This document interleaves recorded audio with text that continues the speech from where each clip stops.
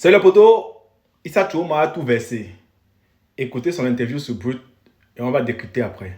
Le président de la République est atteint par l'âge. Il n'a plus le pouvoir physique avec ses contraintes, ses exigences. Il n'a plus la force pour exercer. Donc, lui au pouvoir aujourd'hui, en vérité, ce n'est pas lui qui gouverne. Je perçois que, par exemple, durant les 14 dernières années, le chef de l'État qui préside aux destinées de notre nation, qui veille à ce que toutes les institutions se déroulent normalement, n'a pas organisé un seul conseil de ministres. La deuxième observation, le président de la République nous donne l'impression d'être distant. C'est à croire que le pouvoir a cessé de lui procurer le plaisir, l'honneur de présider aux destinées de notre nation. Par exemple, au niveau du gouvernement aujourd'hui, il y a 4 ministres qui sont décédés, qui n'ont pas été remplacés. Nous observons également qu'il y a ce journaliste qui a été assassiné, victime d'une conspiration, assassiné de manière brutale, sauvage. Cela a suscité l'émoi de la nation en particulier, du monde en général. Jusqu'à présent, il n'y a pas eu de suite. Les populations s'interrogent. Nous qui étions ses collaborateurs, on s'interroge. Qu'est-ce qui justifie, qu'est-ce qui explique cette distance vis-à-vis du pouvoir? Le chef de l'État nous donne l'impression d'être autiste. S'agissant maintenant de son rapport avec le gouvernement, nous constatons plusieurs symptômes qui convergent vers ce qu'on peut appeler le syndrome de fin de règne. Le gouvernement de la République a cessé d'être un instrument au service de la République. Le gouvernement est aujourd'hui un instrument au service de puissances occultes. Alors ce pouvoir occulte, comme j'en ai parlé tout à l'heure, c'est aussi divisé en deux clans. Il y a un clan qui appartient à telle famille, à telle caste, et l'autre clan qui appartient aussi à telle autre famille, à telle enseigne que ce pouvoir, relevant de la souveraineté du peuple, se trouve donc accaparé par ces deux groupes qui se battent pour le triomphe de leurs intérêts, mais surtout qui se battent dans la perspective du changement du chef de l'État à la tête de la nation. J'avais pris la décision de l'accompagner jusqu'à la fin de sa carrière. Malheureusement, il se trouve, le chef de l'État est inaccessible, il est invisible. Aujourd'hui, ne sachant à quel sens se vouer, compte tenu de l'impossibilité donc d'être en contact avec lui, pour discuter, partager avec lui, je me suis trouvé dans la nécessité, dans l'obligation de retirer mon engagement que je lui avais fait pour l'accompagner jusqu'à la fin de sa carrière. Cette décision ne procède pas du hasard, mais plutôt d'une très longue observation du rapport du chef de l'État avec la gouvernance, rapport du chef de l'État avec le gouvernement, rapport du chef de l'État avec les institutions de la République de manière générale. Cette décision est le résultat également d'une réflexion mûrie avec les militants et sympathisants de mon parti, dans la perspective donc du choix d'un des candidats. Et à chaque fois que j'ai posé le problème de tous les candidats en compétition, sur qui j'étais vote dévolu, invariablement en 2011 comme en 2018, ils ont toujours jeté leur choix sur le président Biya. Cependant, en 2025, je reprends le même exercice. Ces mêmes militants hier, qui spontanément étaient prêts à annoncer leur adhésion à la politique du président Biya, cette fois-ci, m'ont opposé une fin de non-recevoir. Ils refusent, parce qu'après 43 ans, aujourd'hui, ils sont réduits à l'indigence. Ils ne l'acceptent pas. On ne gouverne pas une nation par procuration ou par délégation de pouvoir. Aussi longtemps que le président de la République était aux commandes et prenait des décisions qui étaient exécutoires, on peut dire oui, il exerçait le pouvoir. Le pouvoir qu'il exerce aujourd'hui, il l'exerce par procuration. Et le fait, après 43 ans, qu'il n'ait pas eu la possibilité de désigner quelqu'un qui puisse lui succéder si telle était la volonté du peuple camerounais, donne l'impression, effectivement, que le pouvoir était sa propriété.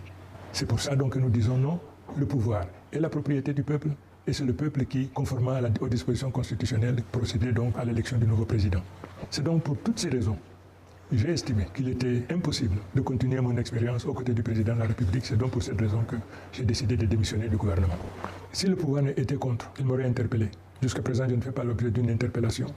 Ça veut dire que ça a été acté. La seule chose qui ne changera jamais dans l'existence, c'est que tout change. Mais je n'innove pas. On ne reste pas fidèle à l'incompréhensible, à l'inacceptable. Les Camerounais veulent le changement. Et ce changement prescrit à tous les Camerounais de manière générale, et ceux des partis politiques en particulier. Il faut qu'on se souvienne que l'immense majorité des Camerounais aspirent au changement. Il faudrait donc que les dirigeants de chaque parti politique, individuellement, fassent d'abord leur mue, leur aggiornamento, ensuite comprennent la nécessité de construire des passerelles pour que les uns aillent vers les autres, afin que nous puissions mettre ensemble effectivement une dynamique et que nous puissions trouver éventuellement un seul candidat que nous présenterions contre le président du RDPC.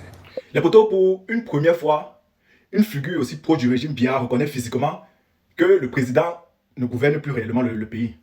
Il ne s'agit pas d'un opposant de naissance, mais bien d'un ancien porte-parole du gouvernement, les poteaux. Un homme qui a défendu le système pendant plus de 40 ans. Oui. Et que dit réellement Issa Choma dans cette vidéo-là?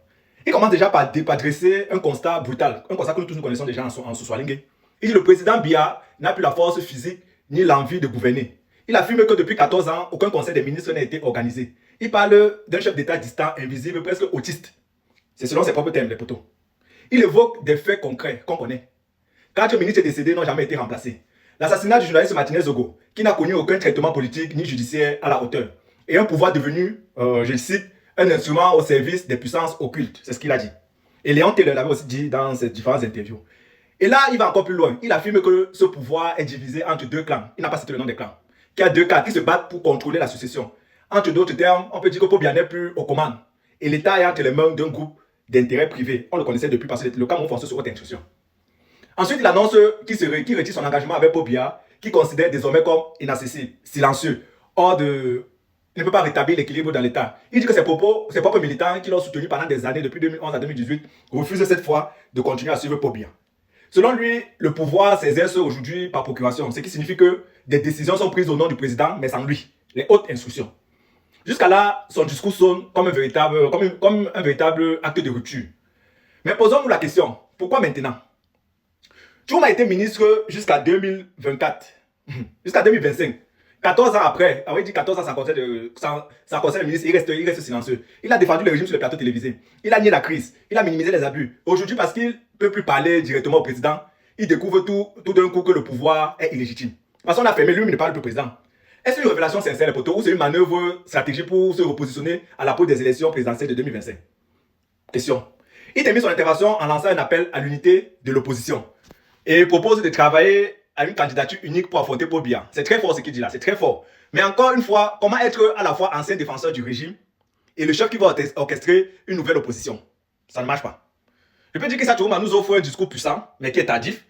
Il dit tout haut ce que beaucoup de personnes ont passé tout bas. Pobia n'est plus aux commandes, nous tous on le sait. On sait que le régime est décomposé. On sait que le pouvoir est dans les mains d'un clan. On sait que le peuple est abandonné. Mais ce discours vient d'un homme qui a été l'un des piliers du système. Alors, lui, son témoignage est utile, très utile. Mais la vraie question c'est, est-ce qu'il est en train de dénoncer un système qu'il a servi ou il tente de survivre à la chute du système? Elle est poteau. Parce qu'il a dit à la fin de son truc qu'il veut qu'on s'unisse. Mais est-ce qu'il dénonce ou il veut survivre? En tout cas, les poteaux, mets en commentaire ce que tu penses. Partage et abonne-toi. Ciao, ciao.